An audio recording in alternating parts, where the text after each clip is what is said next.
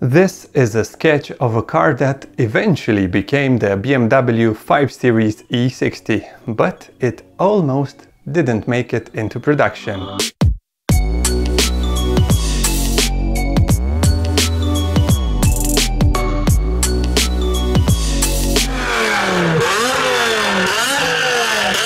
Designed by a prodigy who didn't live to see his creation shock the world, and with high-tech features like a head-up display, adaptive steering and night vision, this is everything you need to know about the BMW 5 Series E60, the most controversial car BMW has ever made. And yes, I know this thing exists now.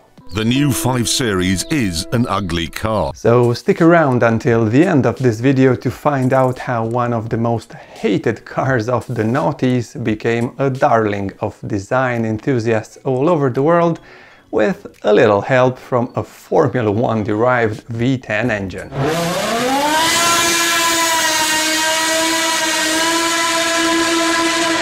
Okay, so you can't possibly talk about the E60 without saying something about its design. And I'll start with design superstar Chris Bangle of 7 Series E65 fame.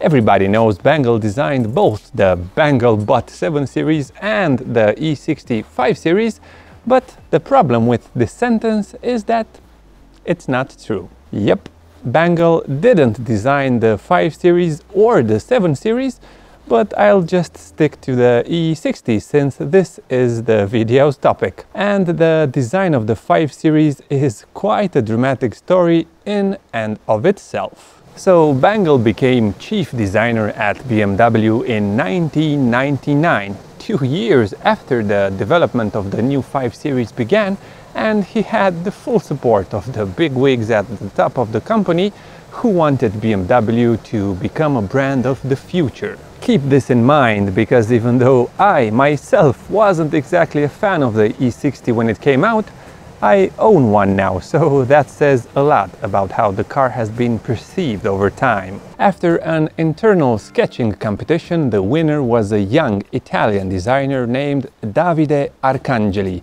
who previously worked at Pininfarina and penned the beautiful Peugeot 406 Coupe. But even though it was a winner, Davide's sketch almost didn't become the E60 5 Series because it was nearly impossible to translate to a clay model, and the bosses didn't really like the design, as Bangle admitted at the time. Now let's pause for a second and imagine a world where the E60 looked nothing like it does now because of the complexity of Davide Arcangeli's sketch. Is it a better world?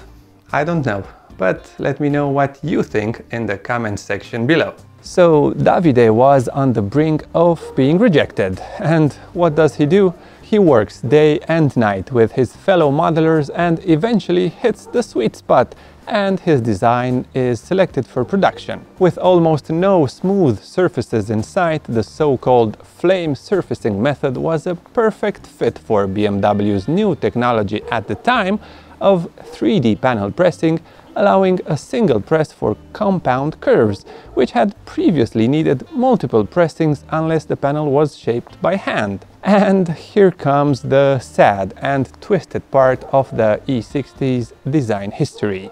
BMW gives the final green light sometime during the year 2000, but in December Davide is diagnosed with leukemia. And just before Christmas he passes away, 3 years before the first 5 Series he designed hits the streets. I mean, this whole thing is just a roller coaster of emotions, and people say cars are just metal boxes. Sheesh. Inside, the E60 was the first modern BMW to ditch the driver-oriented center console, with the reasoning that the new iDrive screen could be seen and controlled better by the passenger, not just the driver. Oh, and that iDrive, what a piece of crap that was. I mean, it looked amazing for 2003, and now that I've driven plenty of BMWs with all sorts of iDrive versions, I know its ins and outs, but I can see why people were mad with it when it came out. It was complicated to operate for the average user with a lot of submenus and subsettings. In fact, the iDrive section of the user's manual alone has 50 pages out of 230. At least that's how it is with my car. But it wasn't all bad news, because when it first came out in 2003, the E60 had cool tech like a head-up display, adaptive headlights and active steering. Moreover, the car drives really well with perfect 50-50 weight distribution and a good sense of the road under it. Over its lifetime, the Bangalized 5 Series was sold with over 25 engine variants, with the most famous of them being the 5-liter V10 fitted under the hood of the M5. This gem of a naturally aspirated engine was BMW's first and last production V10, and with 500 horsepower on tap, it transformed the German business sedan into an absolute monster.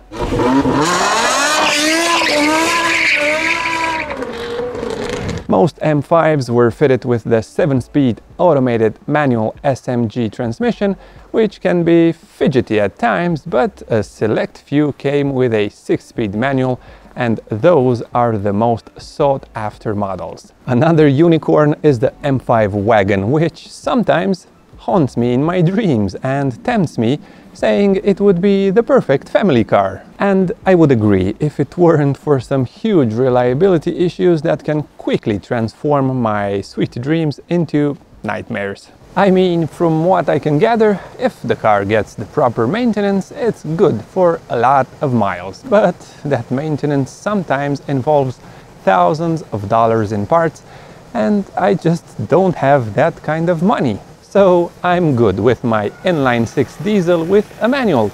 It has 200,000 miles on it, and it's still running like a champ with minor investments over time. Later models got 4-cylinder engines, but those are a pain to service, so my recommendation would be to stick to inline-6 units, either gas or diesel, depending on where you live. And if you can afford it, go for the M5, sure, why not?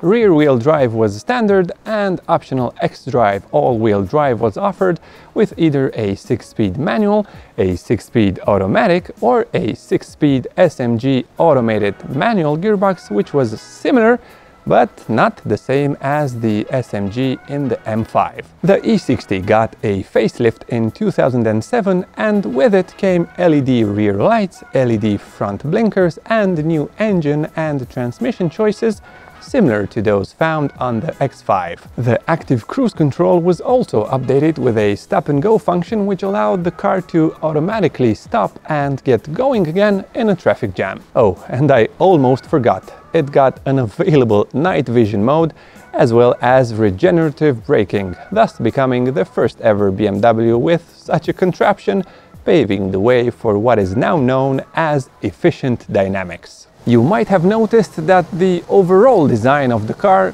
hasn't changed much with the facelift, and that's for good reason. BMW was selling over 200,000 units of the 5 Series per year starting in 2004, so why would they change anything? It was controversial to say the least, and ultimately this proved to be a good strategy. Sure, it helped that the car was good in general, but truth be told, it was ahead of its time.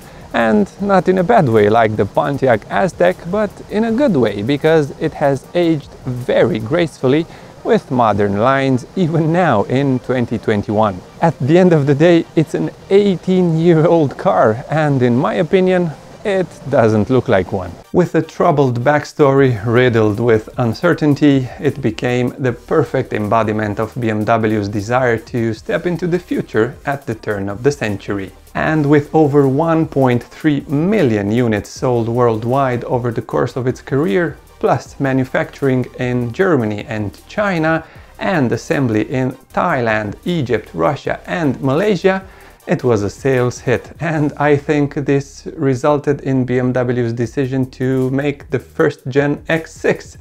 and we all know how that went. But that's a different story altogether. That's it from me. Let me know in the comment section below what you think of the BMW 5 Series E60, and also don't forget to subscribe and click the bell icon. It really helps. Thanks for watching.